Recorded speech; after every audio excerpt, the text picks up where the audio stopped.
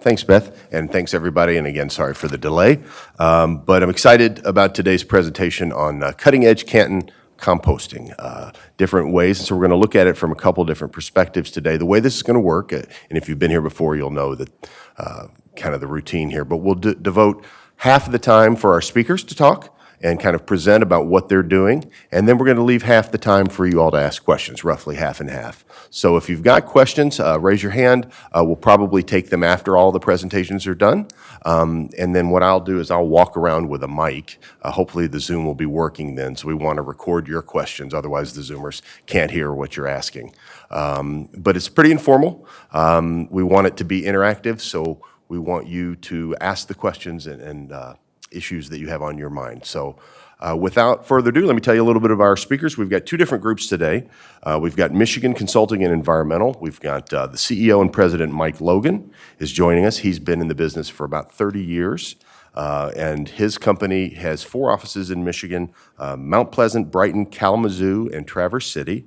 And over the 3 decades they've been in business, they've developed lots of relationships with municipal clients like Canton, Livonia, Mount Pleasant, Westland, Gratiot County, and others.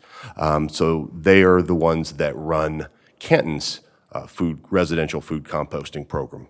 Jenna McDonald's also from Michigan Consulting Environmental, and she's managed over 300 environmental projects for Michigan Consulting Environmental. And her specialty is in subsurface and soil vapor investigations and groundwater remediation. So she manages the Canton project, so she can really speak to the specifics of what we're doing here in town. And then from Make Food Not Waste, we've got Danielle Todd. She founded the group in 2017. They're based in Detroit, and she's a frequent local and national speaker about the topic of food waste reduction. So they are in the middle right now of doing an analysis of several Michigan communities, doing a systematic approach to composting and food waste. So she's going to share some of the preliminary results of what they're working on now. But without that, I don't know who wants to go first. Have you all decided who's going to talk first? Okay, so I'll turn it over to Danielle then. Thank you. All right. Very much. I will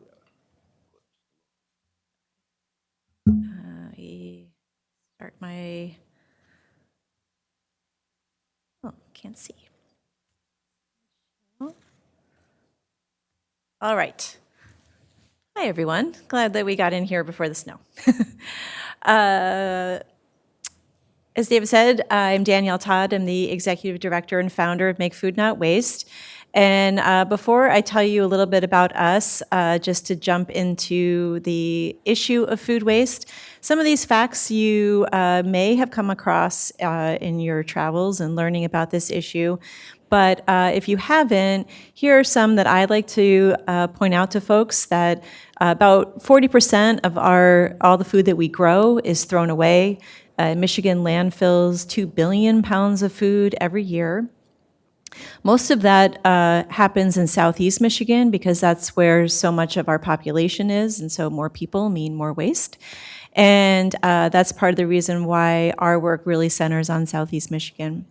I think what I hope that you take away from today is that throwing food in our landfills really matters. It matters because when it decomposes in our landfills, it releases methane, which is one of the most harmful greenhouse gases. It is also a tremendous waste of our important resources like water and land. 30% of our landfills are made up of food, so the more food we throw away, that means the more we need more landfill space, and it's really unnecessary. There are just so many benefits to preventing food waste from happening, to recycling it into healthy soil, and it's one of the easiest, quite frankly, and cost-effective things we can do for the environment. So much so that Project Drawdown, which is a national research organization, considers reducing food waste to be one of the best solutions to climate change. And I encourage you to read about them if you're interested. They go through all of the solutions and rank them in different ways, and it's really fun to nerd out on. So what we like to say is that food waste is one of the dumbest environmental problems, and it also is a very easy solution. It's just, like I said, so unnecessary to throw our food away, and very easy to fix it. And here are some of the ways that the EPA recommends. So if you haven't seen this wasted food scale, it's the EPA's recommendation of the kind of order of operations of what you should do when food is wasted. The dark green is what they're saying is the best thing to do, and that's to prevent food waste from happening. So that's things like you go to the grocery store, you go to Costco, you buy a big container of strawberries, and you actually eat them before they turn fuzzy. So that's preventing it from being wasted.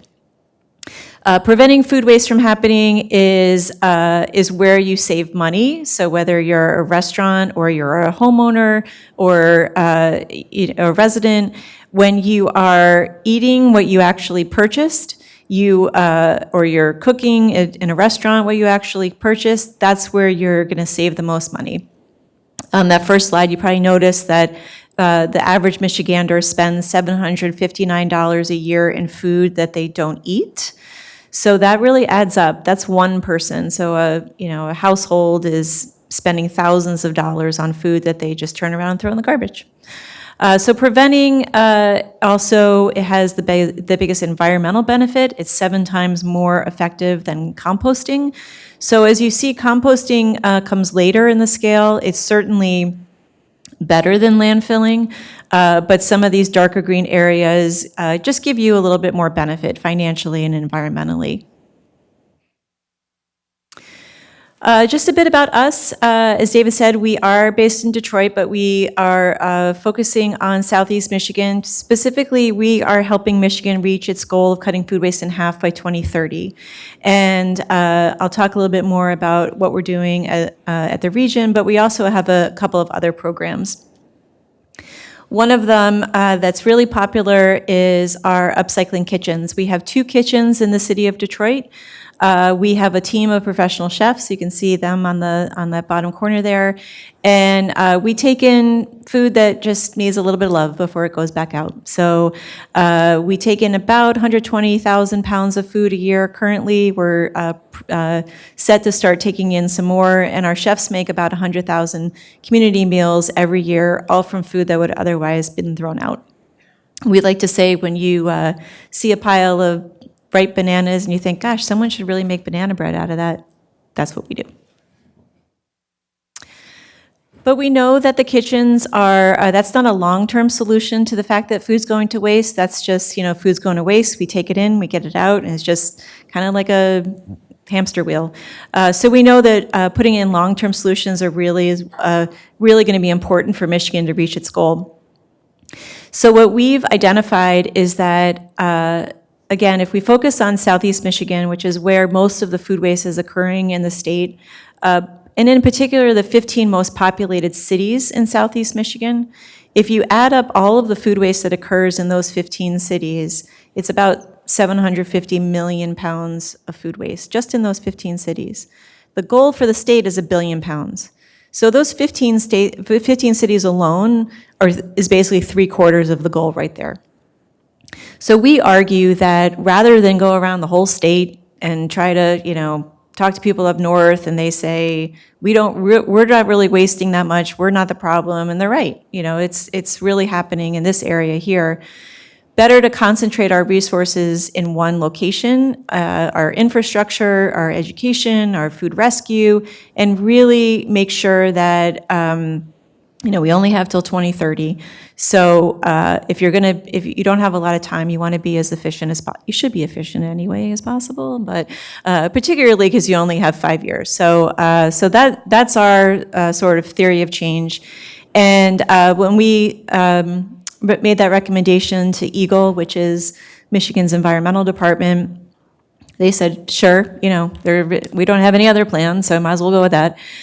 So they funded us to start the process, and we said what we would do is go city by city, so it's 15 cities, figure out how to take all of the food waste that occurs in those cities and not send it to landfill. And so when you think about that EPA scale, it's how do you employ all of those solutions? So how do you prevent it from happening in homes, in restaurants, in schools, in institutions, in hotels, anyone who's generating food scraps? How do you teach them and motivate them to really change their behavior? It's a culture change.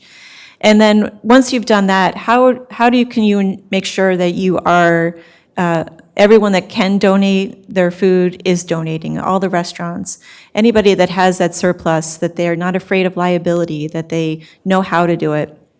And then lastly, how are you setting up that infrastructure to be able to collect the food scraps from all the locations? And so it's a pretty comprehensive look at all the potential solutions, all of the generators at the same time, with the idea that you're not taking a bite out of certain parts of the food system. You're doing everybody at once, and so you're getting that economies of scale, and you're getting people talking to each other and realizing like, oh yeah, I'm doing this at home. When I go out to eat, I'm seeing that these portion sizes are too big. Maybe I'll mention something to the restaurant. Maybe I'll make sure that they're donating their extra food, and these conversations are happening. So that's our intent. We've completed the first plan for Southfield. That's been adopted by their city council just this past Monday, which was really exciting. We're currently working on 5 more cities. Of course, Canton is one of them. And then we're probably starting Ann Arbor this summer, and we are going to get to the remaining 8 or 9 after that. Cities like Troy, Sterling Heights, a lot of them on the east side of Detroit we haven't gotten to yet, the ones in Macomb County. So what we have found so far in Canton, we're just kind of at the beginning stages of the planning, but what our estimates are is that the total waste that's happening in the city of Canton, or in the township of Canton, is 44 million pounds. That's about 20,000 tons. So that's everybody. That's homes, businesses, that's, township-wide. The social cost that's estimated from those emissions that come from that food waste is $1.7 million. And the social cost is the cost that we bear for things like healthcare and other environmental issues, flooding or food insecurity or everything that's added up that's not really, it's hard to put a price tag on. We also have identified that we think that there's about 1.5 million pounds of food that's available to be rescued that's currently not being rescued. So that's going to be from your grocery stores and your restaurants. We don't have a food insecurity number for Canton, but for Wayne County, it's about 15%, which is a little higher than the state average. And so the more you can divert wholesome food from grocery stores and restaurants and get it into the charitable food system, the better you can get it to feed people, which is always preferable to throwing it out. Where we are in the process is so we've taken the Southfield plan. That was as you can imagine, we were starting from scratch, so that was the most the heaviest lift. And now we have that to build on for these other cities. So we're taking what we've learned in Southfield and we're bringing it to these other cities, and we're getting feedback on the strategies that we recommended in Southfield. Do people feel like they would work here? They wouldn't work. Why or why not? What would need to be changed a little bit?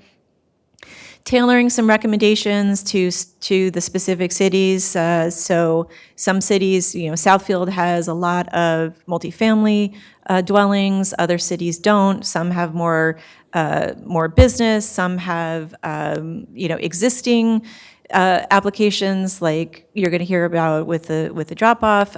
So how can we tailor it specifically to Canton?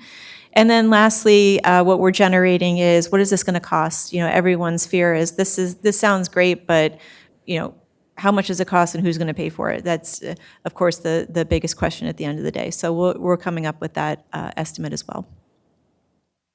Some things that are already in the works, you may have heard about how all counties in the state of Michigan are currently writing a materials management plan. This is the update of the solid waste plan from 20 years ago. The current solid waste plans don't talk at all about food waste, so food waste is like new and trendy. So the new materials management plan has to account for food waste in all of the cities and towns in the county. So Wayne County has just begun that process, as all the other counties have as well, and that's going to trickle down to Canton and to other cities and towns. So part of getting ahead of that is knowing that that's coming and being ready to respond to what the county is going to want to see from Canton and surrounding areas. We've also heard that there's interest in bringing food waste reduction initiatives to restaurants.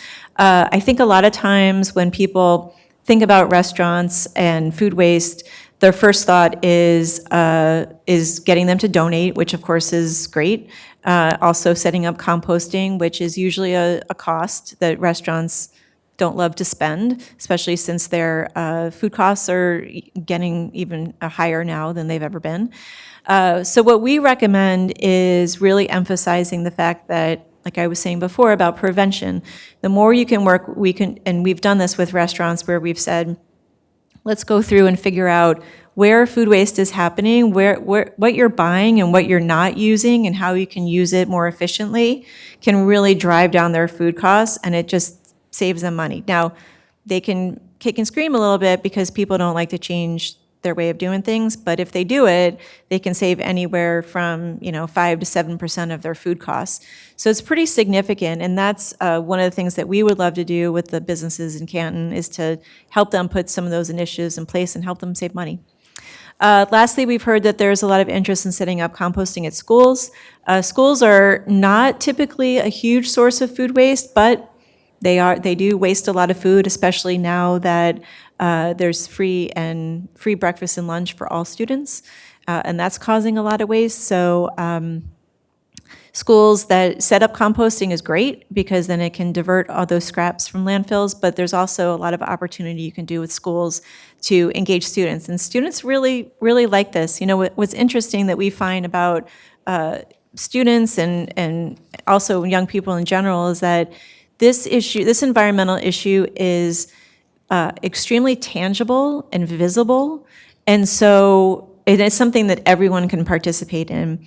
And so when younger people hear these messages about how all this terrible stuff is going on with the environment, and they feel kind of paralyzed about what they can do about it, this gives them agency, and and they know that every pound of food that they keep out of a landfill is about a pound of methane they're keeping out of the atmosphere. It's pretty impactful. So we definitely hear from students that they really like to participate in this. Teachers and administrators, not so much. It's one more thing to do, but the students like it. And then lastly, before I pass this on, hopefully this is something that you want to get involved in and support. What the best thing that you can do is really, if in your own home, really try to use everything you buy. Buying less can help with that. The less you buy, the more it can kind of push you to use what you do have on hand. Use up what's in your pantry. Get creative. With AI now, my gosh, you can just type in whatever you have and it'll give you a recipe for it. So really use up what you buy, and then find a way to compost. Use the drop-off service that's available if you're not already. Compost in your backyard if that's something that you're interested in. But really, you'll be amazed at how much you can really cut down just by thinking about it a little bit more. We would love to have you involved in your feedback on the plan that we're developing, and as we move forward at implementing a lot of these ideas, we would love to have you involved in that as well. And if you ever want to volunteer in our kitchens or come hang out with us and play with us, we would love to have you. This is my information. Please feel free to email me or call or text anytime. This is my absolute favorite thing to talk about. So if you want to nerd out with me on this or you have some ideas, happy to hear your ideas and tell you more about the work that we're doing. Please don't hesitate. So with that, I will hand it over to you. Very good.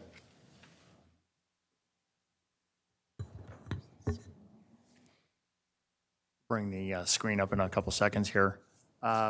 Before we start, just introduce myself again, Mike Logan, owner of the company. I've been in the industry for a little over 30 years, a lot of it on the waste side of it, so that's where I can really help out, like logistically, how do you get things picked up? Food compost is one of them, but compost in general, waste, recyclables. I know the township has gone through some service issues and contract changes recently and all that too. I feel your pain. It's really like a hard environment to get things done. And there's a lot of targets, there's a lot of tonnage out there to go grab. Yeah.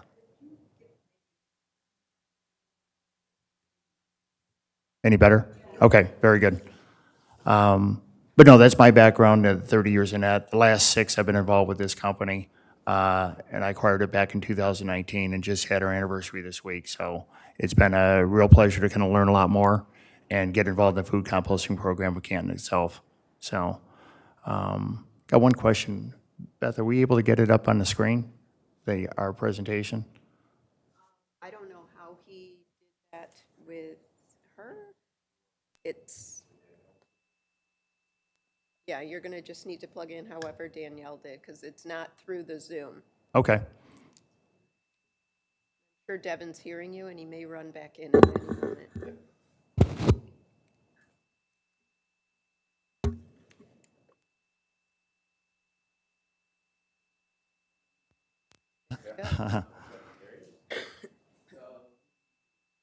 There we go.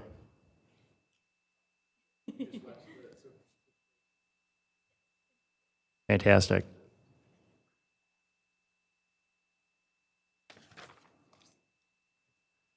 Very good. Like I said before, we got 4 offices throughout the state.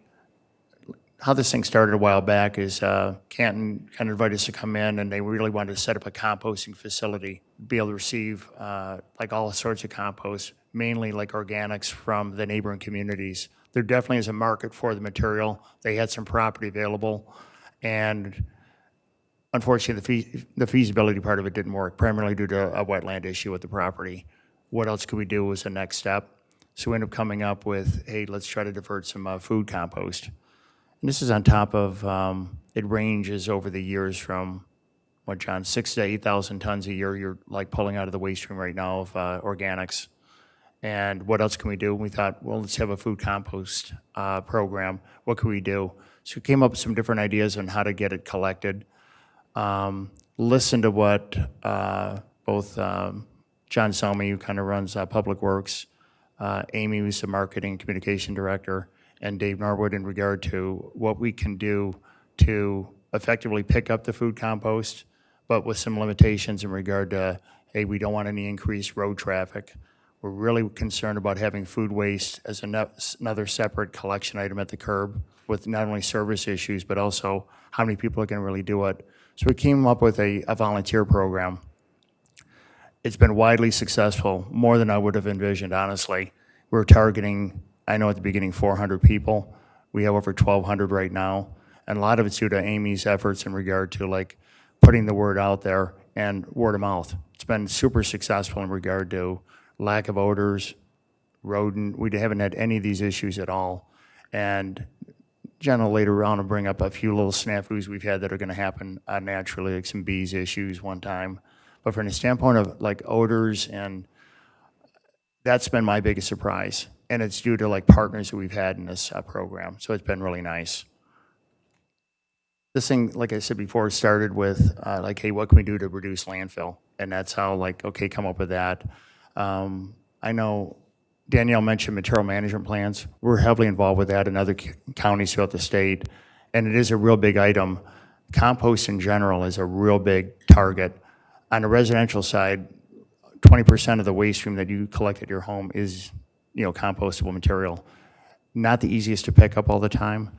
And right now, curbside programs struggle in the wintertime. What do you do right now? You really couldn't pick it up at the curb. You don't have that, curbside collection opportunity.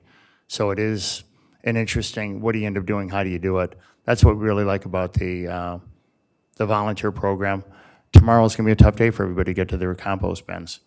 It really will be to drop it off, but it still does happen. So it's been very consistent, the folks that are really dedicated on the program itself, so that part's been nice. This is very similar to the EPA type program. This is the state of Michigan on sustainable material. It's upside down triangle. This is kind of the order of like operations in regard to what you want to do with any one of your waste streams. First off, reduce the amount that you're producing. Goes all the way down to landfills, the last thing we want to do. And I would view compost as a recycling item. It's turning into something else. And all your material that you do drop off of the food waste, it does get mixed in with other compost materials. And then you guys have all benefited by having it returned to you too.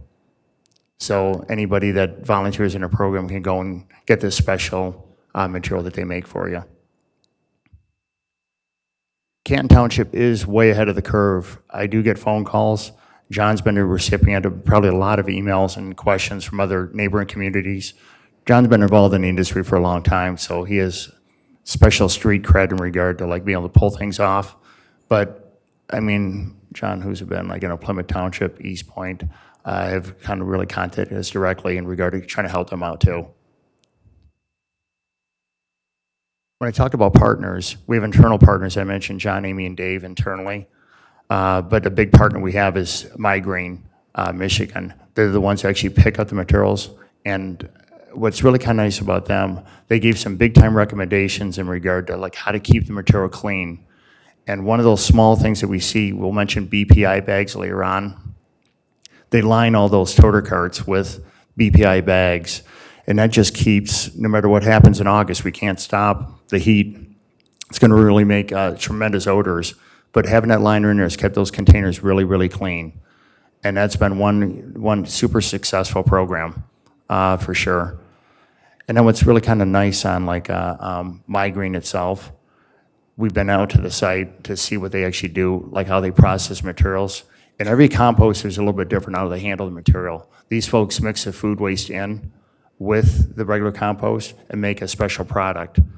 But all these items on, like, talk about feasibility, and when we kind of did our analysis a while back, why we like Migraine, another great composter is Tut Hill Farms out in the Brighton area, and another good composter is Country Oaks Landscape up in the Burton, Michigan area. They do a fantastic job. Everyone handles their material differently. These folks are a constant turning operation. Country Oaks fires like hot air into their compost to make it kind of produce the material a little bit quicker. But Migraine, like, again, just makes like different rows out there, mixes different material, but they end up having end markets for this material and make special products for their end users. And that's the real key to making a successful compost or make it a real business. Yeah, so now, can everybody hear me okay? This is, should be, yep. Okay. So now, the actual components of our Canton drop-off. So like Mike said, we use Migraine, Michigan. They're sort of like a waste management or a priority, but they do food waste collection. So throughout the township, we have 5 different drop-off locations. There's one at Summit on the Park, one at the Canton Farmers Market, one at Fire Station number 2, Walker Winter Elementary School, and the Singh Saba Temple. At these drop-off locations, there's a different number, depending on the location, of 64-gallon carts.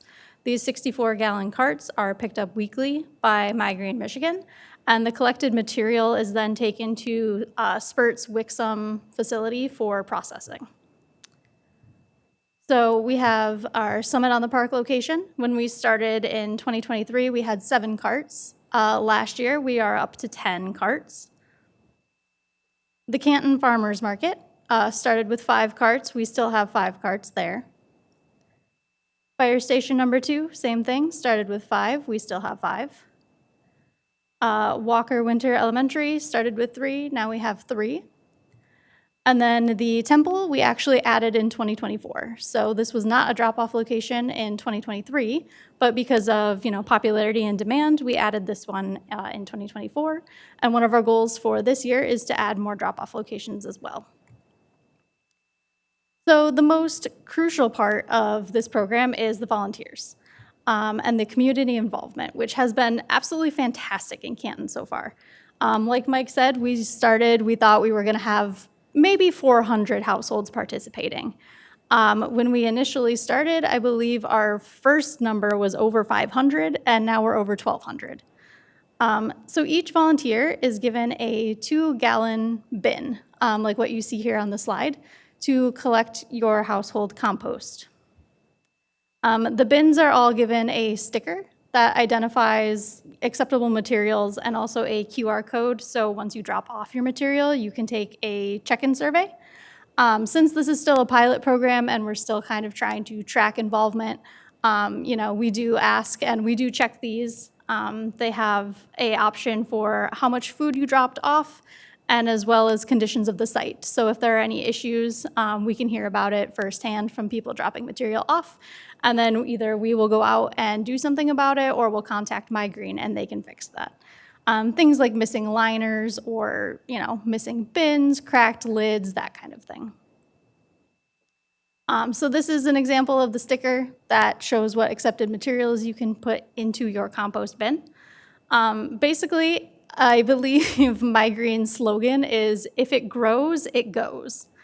So fruits and vegetables, dairy products, meat, bone, bread, grains, eggshells, coffee grounds, coffee filters, grease is accepted, unbleached napkins and paper towels, so the brown paper ones, not like a white Bounty paper towel, and then anything BPI certified, which is a product that has been certified by the Biodegradable Products Institute.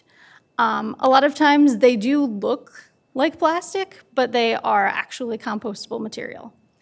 Things that are not accepted, pet waste, glass, metal, plastic, cardboard falls into the unacceptable category as well. So how Canton's program runs, each volunteer household is given a bin, and then throughout the week, you collect your material within that bin. A lot of people keep them we have people who keep them in the freezer, under the kitchen sink, somewhere where it's a little bit out of place. They have a locking seal on them, so we actually have not had a single person complain about odors coming from these. Especially they make small BPI bin bags bags you can put inside of these bins, and those seem to help a lot for people. Once your bin is full, or some people just take them regularly once a week, you take it to one of the 5 drop-off locations, and then you dump that into one of the 64-gallon carts. Then you return home with your empty bin, and you repeat the process. There are some volunteer benefits. So if you volunteer as part of this program, you can participate in compost pickup events. These are hosted at the Canton Department of Public Works building, and they're only available for volunteer participants in the pilot program. So this composted material comes directly from Spurt. It is, part of the material, part of what you are producing by donating your food waste to them. This compost is great for soil health. It can help for erosion. If you have gardens, it provides fantastic nutrients for those. Along with that, participating in this program, you're helping to create a greener community.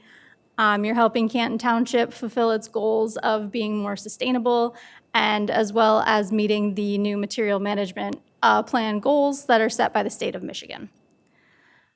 In addition, you're helping reduce waste to landfills, you're helping reducing methane emissions and dependency on chemical fertilizers, because composting can take the place of a lot of fertilizers because it does provide so much nutrients back to the soil. So in 2023, which was our first year of this program, we collected just over 1,000 carts. This totaled to 333 cubic yards of food waste, or 166,000 pounds of food waste material was collected during the year. In 2024, when we had additional volunteers, we added a drop-off location and we added a few more additional carts. We had 1,142 carts collected throughout the year, which was just over 361 cubic yards of food waste, or 180,000 pounds. So here, just a quick graph showing the difference between the two and, how much we have had that food waste grow from the first year of our program to the second year.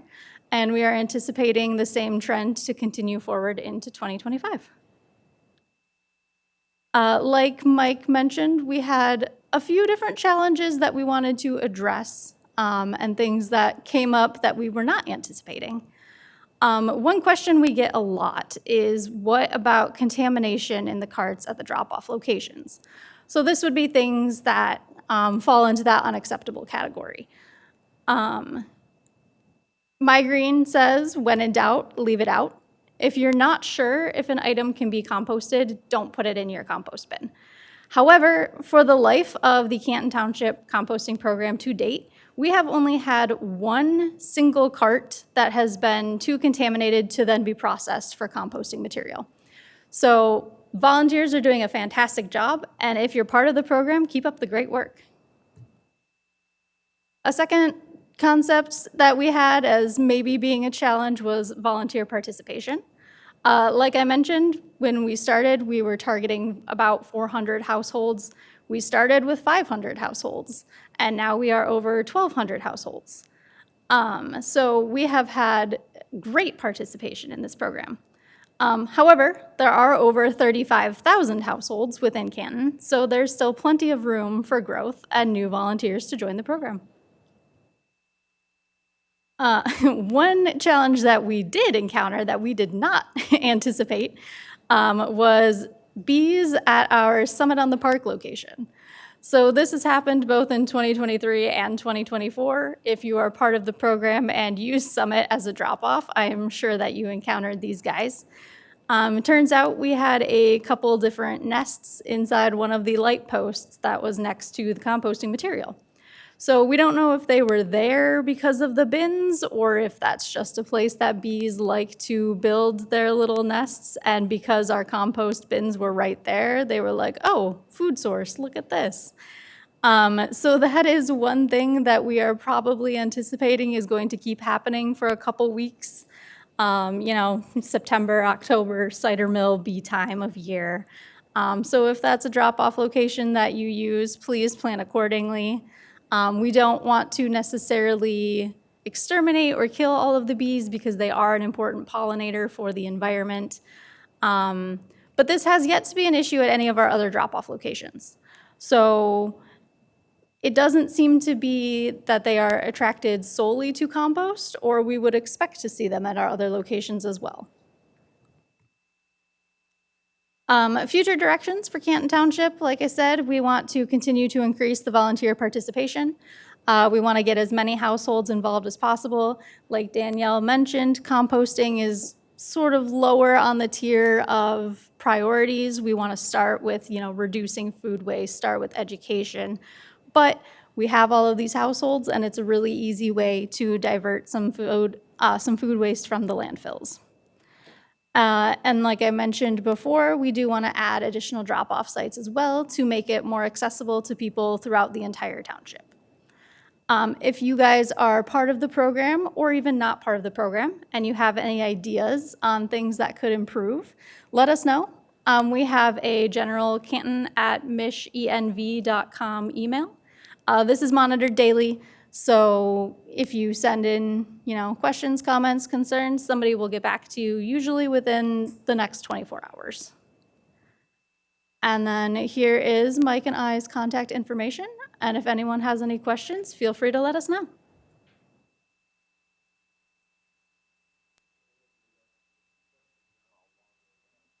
Best Phil Donahue style. Question to start us off.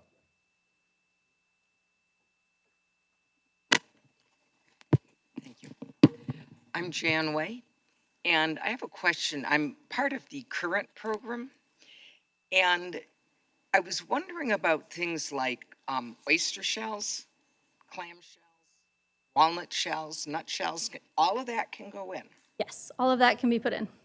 But not, see, I've been doing napkins and paper towels, but you said only if they're brown?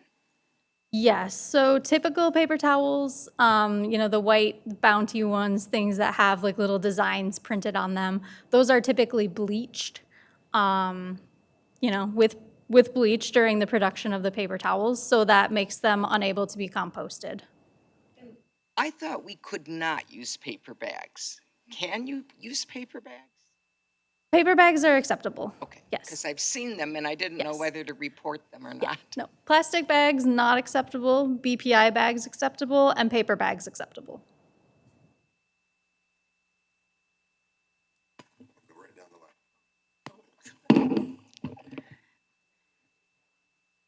Yes. I have seen in the carts plastic bags, and I mean not the compostable ones.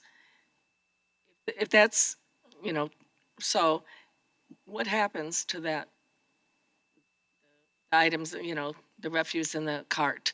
Does the whole thing get scrapped or? No, like it would end up going, when it goes to the site, they shred all the material first, and then it goes into piles. That stuff doesn't disappear though, the plastic bags, and usually it gets caught up in the screen and just pulled out then. You'll see different material, like the stuff you're getting back here is pristine, but if you look at other composters, what they end up having, I mean, it looks like a mess. Sometimes it looks like a garbage pile. But no, plastics is a big, kind of a no-no. There's not too much you can do about it. It does get shredded. If it does go through the screen, it'll get through and still be, that contaminant will still be there. You can see it in the final product too.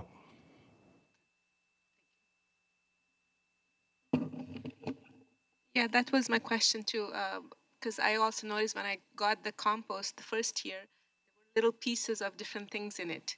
So then now that I also was putting paper towel in it because it was saying paper towel. So I'm wondering, so what happens to, I'm not messing up the whole bin, right? It's a small percentage, and it definitely will still break down. What they're trying to do is not affect the nutritional value of the material. They have specific clients that they have product for that they make, and that's where like these successful composters have been around for a long time. They probably wouldn't use that like public material like that. They'd want really like not virgin material, but like heavy organic material that isn't like, call it post-consumer.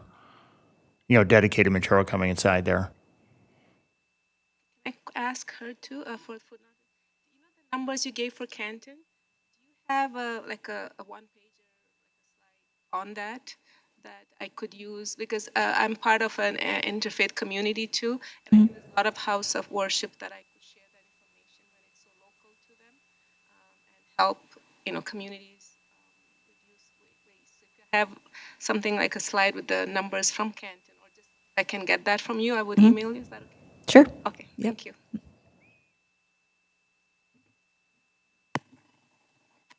Thank you. So if we want to sign up, just email Canton@MichEnvire. Okay? Amy in back, she's got a flyer for you. Okay, wonderful. We have discovered something called a recyclable bag. It kind of looks like plastic, but it says it's recyclable. It's got to have that BPI certification. It's an independent, what would you call it? Like an independent Okay.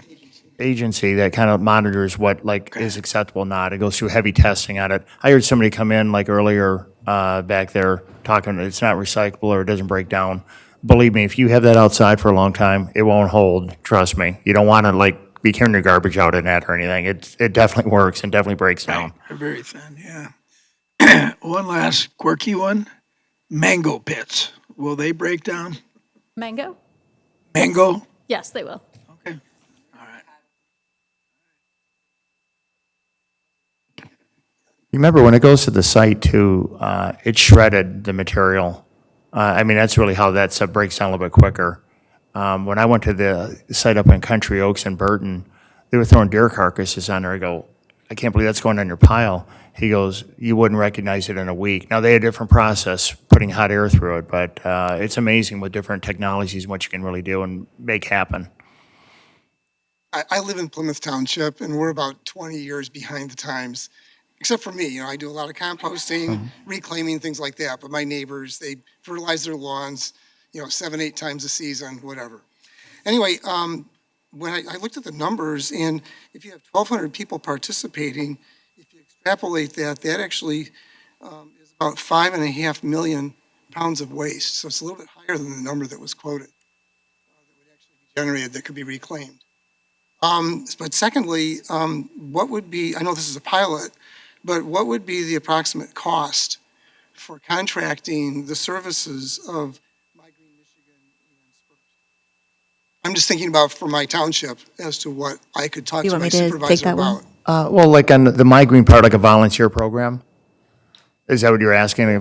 We sat down with them. They were one of the first people when they heard about Canton doing it. There's a sustainability group there, sat and made a presentation to them. They actually have numbers. I forget what they wanted to target. Do you know how many households are there off the top of your head? Not offhand. It's a lot more than Plymouth. Yeah, Okay. But I think So there's- if it's 10, just say it's 10,000 plus or minus. definitely more, yeah, but okay.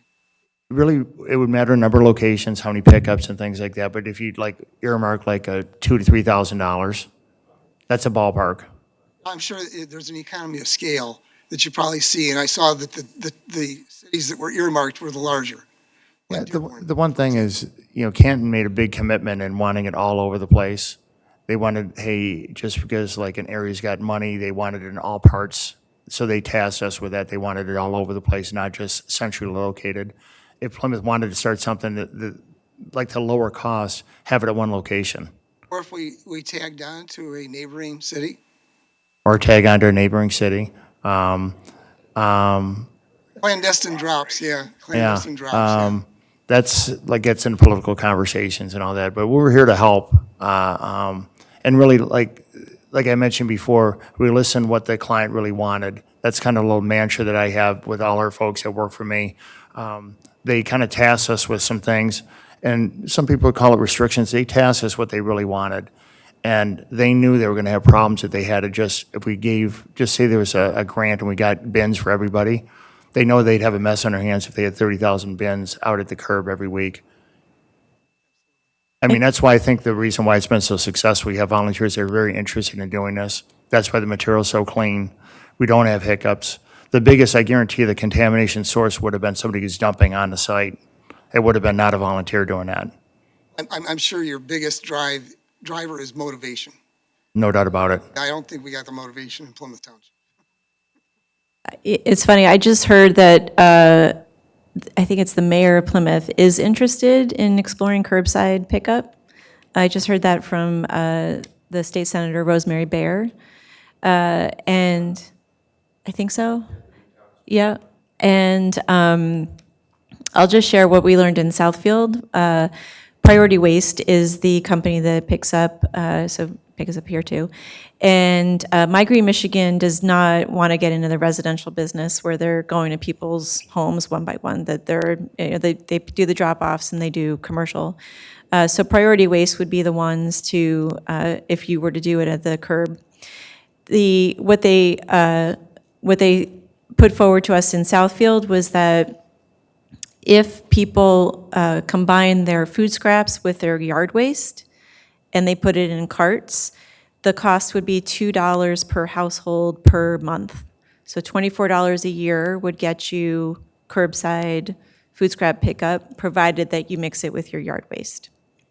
So they're already picking up, that it's not another trip to the house, they're already coming, they pick up the yard waste, they would take it, they take, that yard waste goes to Spurt right now, so that can also take in the food scraps. So that's something, and Priority knows that, a lot of their customers are the cities that we're talking to. So that's a price that they've given to us for that. You can also, there's also another company called Midtown Composting that will come to your home and you get a 5-gallon bucket, and they will come each week, swap it out, take your food scraps, and leave you with a clean bucket. I think their latest price is $30 a month. So you can see the difference, obviously if you take it to the drop-off that you currently have, it's no cost. If you go to a township-wide or city-wide curbside collection, that's going to be the cost per month plus the cost of carts, or, Midtown is significantly more expensive. I have been doing this in Canton for the 2 years and love it. Number one is and I'm just me, I'm down to less than 1 bag of garbage a week. I mean, it's significant. I'm a scratch cook, so there's a lot of, you have a pineapple, there's a whole lot of waste when you peel a pineapple. It's that kind of stuff. I need a new label though with the QR code, because I'm original and I don't have it, and then I have to go take my phone to the stand. It's making me crazy, and can I get a new sticker? Yeah, for I my believe container? if you talk with Amy, the township did have a bunch of them printed, and they may have some left. Otherwise, we can put it in order for more if they need That'd more. be great, because I don't fill out the questionnaire every time. Yeah, no, absolutely.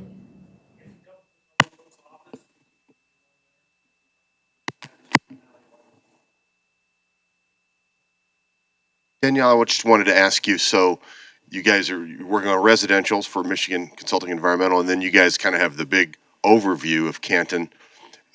What are the biggest, are restaurants the biggest source of food waste in Canton?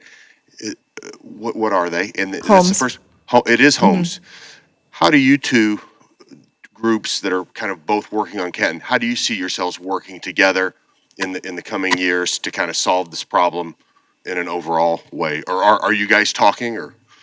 Yeah, at this point, we're still in that planning phase, so anytime when it comes time to do that kind of implementation work, it's a conversation for that everyone's going to be involved in. So what's the best path? I mean, Canton may decide that you want to continue with the drop-offs because they're successful, and you don't want curbside for, there's reasons you don't want that.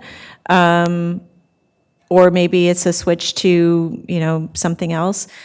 Our organization is, we're more on the kind of planning and education side. So we're not a compost company, we're not a food rescue agency. So we work with all solution providers. So we would work with them, and we would work with our food rescue partners, we would work with our compost partners, just to, it takes everybody to make this happen.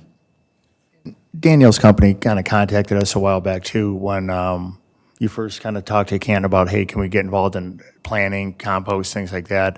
And we had probably had an hour call with the Giffels.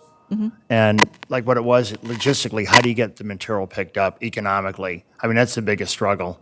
And just like right now, what do you do with the compost? There's no compost pickup this time of year. Do you still offer that service all year long? And then, hey, collect the food in the wintertime and just have it continue rolling forward? That's really the only solution you would have, or you just don't pick it up. That's what Wixom did in their pilot, right?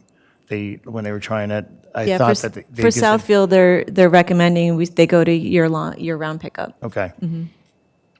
Is there a ceiling under the current, so we've got 1,200 households in Canton, the program now, there's 35, is the potential audience, 35,000 households. What's the ceiling of the current program that we're running right now in terms of cost and capacity? And There's capacity every week at every location. So we don't want to have, our design was not to have any overflow situation. There's capacity each one. You can see how some of the locations have grown and we've added spots.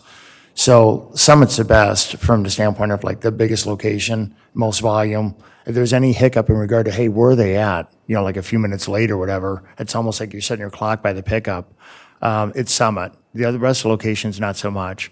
All you have to do is just continue to add more and more participants. We have enough, we feel, as a drop-off, of just say there are 30,000, so 30 times the volume currently.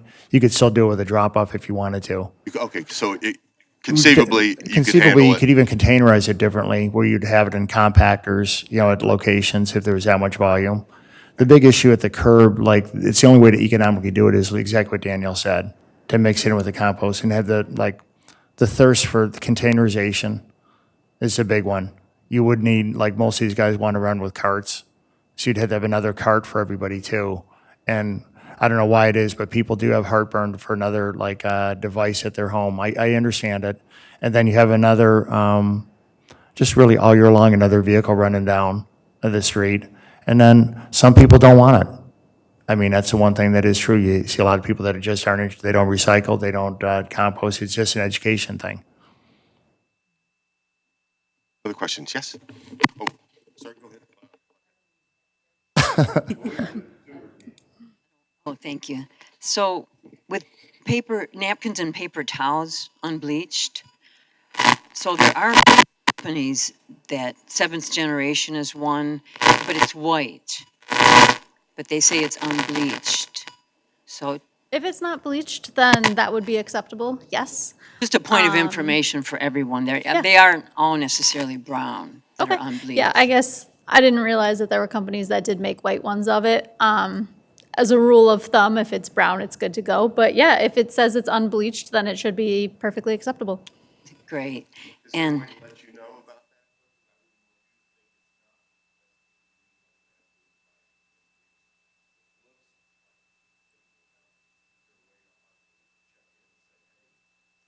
Yeah, there's on the check-in forms, there's like a comment section. So, right. Yeah, so if you have something like that, they are starting to make more and more products, it seems like every day, that are recyclable, compostable, but they don't look like they would be. So, if you have something along those lines, you can just put it in the comments on your check-in. And the package indicates it as well when you purchase it. Also, the BPI green bags that we can use. Yes. So something I came across the other day in a local health food store was they had the regular BPI bags, and then there was another product there.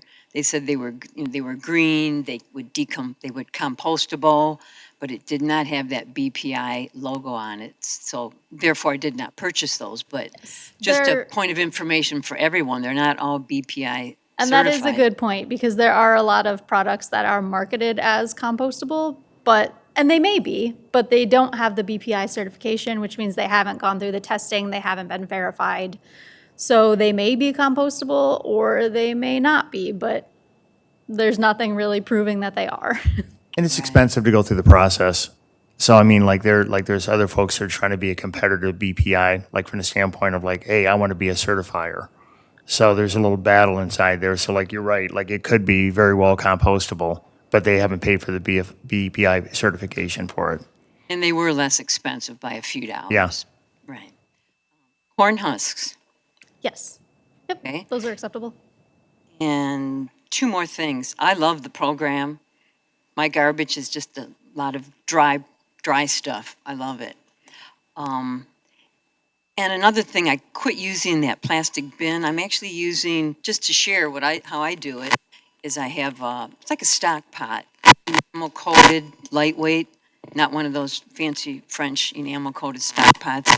And it doesn't absorb the odors. It's easy to clean. It has a lid, and it's easy to dump. Exactly.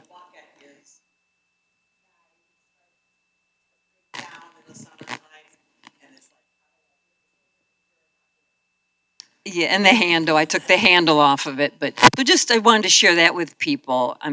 They're inexpensive and they're just super easy. And I only experienced maggots once last summer with the bucket because I had the lid open and the flies did what flies do. Yeah. And then lastly, I have these products from a carryout from a restaurant, and it says they're industrially compostable. It does not have a BPI logo on it. I went to their website. There's a lot of information. Mm-hmm. Is this an industrial compost program that we're doing? I would think say, Spurt they used to be a big industrial, they used to be a very large industrial composter as well. And just with concerns with PFAS and things like that, they've kind of pulled back on a little bit of that until everything's checked out. I'd be kind of curious on that. If you don't mind, I can take a look at it after. Yeah. Oh, okay, all right, thank you. Got time for a couple more questions, and then we'll wrap it up. There you go. Danielle, you mentioned that Southfield is either doing or considering doing curbside pickup by mixing yard waste and compost. I know Ann Arbor does that as well, and they do once a month pickup. I don't know if I missed it, but is Canton considering doing that eventually, or have they? I don't know if somebody mentioned something about it and if I missed it. Don't believe at this time it's a consideration. I think for now, we're sticking with the drop-off location pickups. There are some issues associated with yard waste pickup, combining with food waste pickup, mainly that it's not necessarily year-round for yard waste. So it would be an additional cost to then have food waste picked up during, the winter months when they don't typically offer yard waste pickup services. Would there need to be like a milestone met before they try to figure out a way to do it? Maybe double the number of volunteers or something like that? That's a great question. I think it's a little above my pay grade since I'm not with the township. But it's certainly something, if you or other people are interested in, let them know. And that's always something that they can take a look at. Hey, Amy, I got a quick question before that one comes up on the marketing that, remember the filming that you ended up doing, like with us and the whole program? Where did that go out to?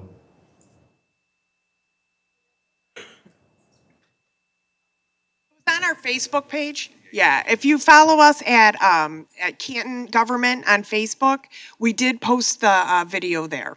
So, and we'll be sharing it again because every spring we do another drive to get volunteers. It's kind of hard to get people in the winter to drive to a drop-off site, but it'll be posted again. And we're working on some other educational videos for it too. So follow us on Facebook at Canton Government. And that's where you'll find out If you send that to information. us too, we're going to send out kind of a Yeah, I can send recap you to a link everybody. to the We'll make video. sure Mhm. that it comes in an email to you after this session too.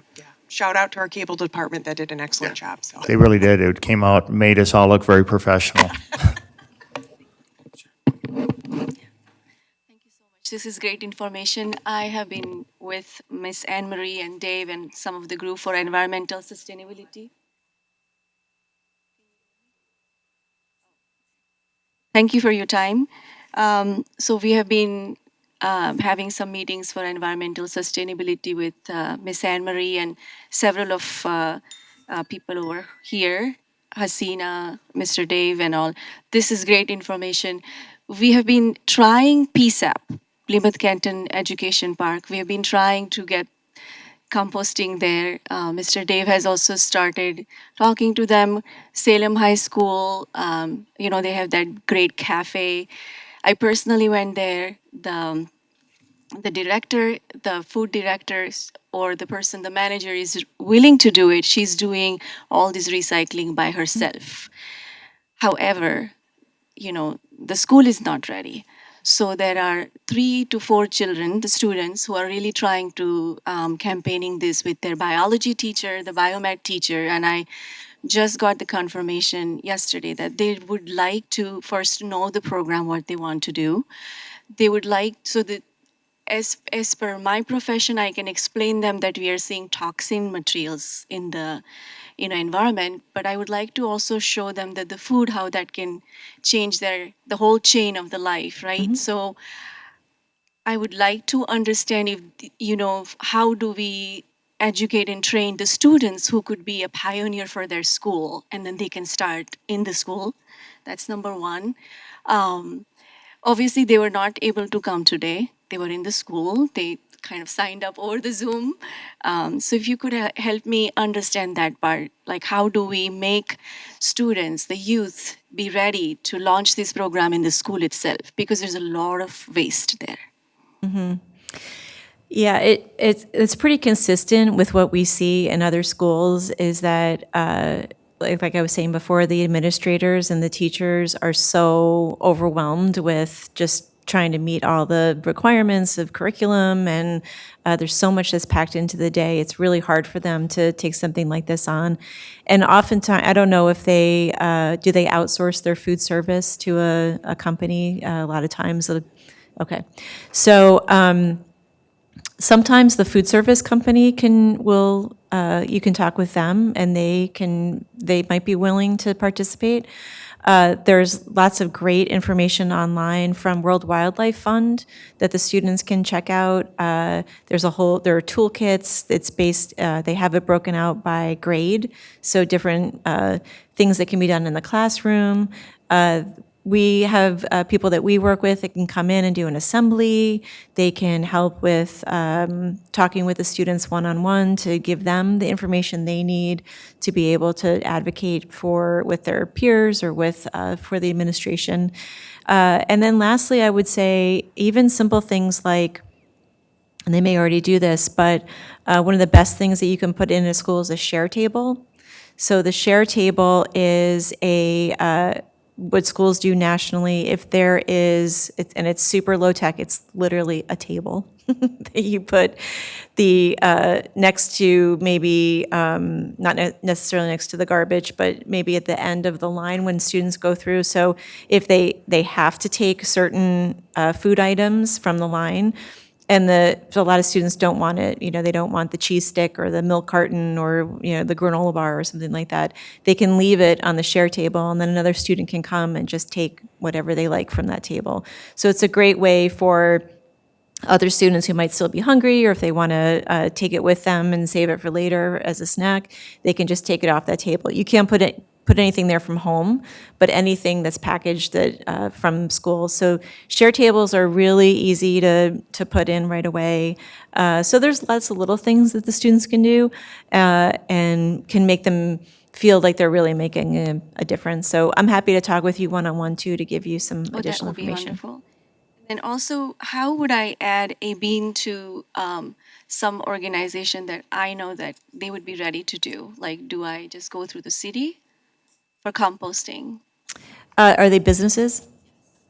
I would say the best thing to do is to contact My Green Michigan, who picks up from the drop-offs right now, and My Green Michigan would give them a quote of how much they would charge them to come every week to pick up their food scraps.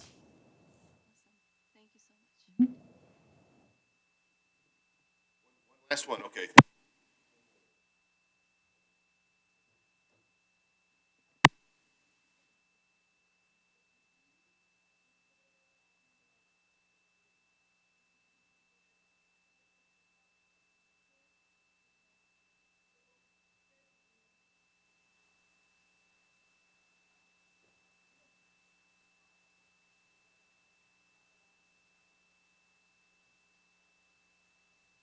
We don't need us. Dave will take care of this one. This has been a challenge for the last 2 years to get PSEP on board. Lee knows the challenge of getting anything done there. We were approached by the restaurant, and I can speak to how great Mike was and willing to work with us, and we had a place for bins, and right there, literally ready to drop off the bins, and then somebody has come in the bureaucracy and said no. And it's happened 3 different times. So it is a constant challenge. We have people on the ground, we have students on the ground, we have administrators that want to make it work, and there's always been a roadblock, is the nicest way I can put that.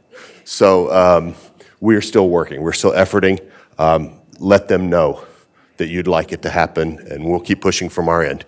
Is that accurate, Mike? Absolutely, 100%. And the one thing too is like with this program, we're not just going to put bins out for like a business or a school system to be able to utilize them. It's got to be public where the public can go to drop it off, or else it's not, we can't fund their disposal services or recycling services. So that's exactly it. And we were ready. We were ready to kind of give bins. I kind of had it noted on a parking lot where we'd like it. It got all approved, and then pull it, don't deliver. So. Yeah, it was one of these things. I mean, how great they were. Mike was willing to kind of put a couple of different spots so it would be accessible for the restaurant, accessible for the community as well, and he was even going to donate some of the soil for wildflower gardens. So we had it all working great, and then we got the kibosh. So we'll keep efforting. Okay. Yeah, the more people they hear that are interested, the more likely they are to change their minds. Yeah. So let me wrap it up. I know we're over time, so I want to be cognizant of that. We're going to be around. If you have other questions, please come on up. Be happy to answer any questions. We'll be sending out some of the videos we talked about over the email. And if you have ideas for future lunch and learns, please let Beth or myself know. These go because of you all and your ideas. So thank you for attending, and thank you to our guests, our speakers, and we'll see you next month.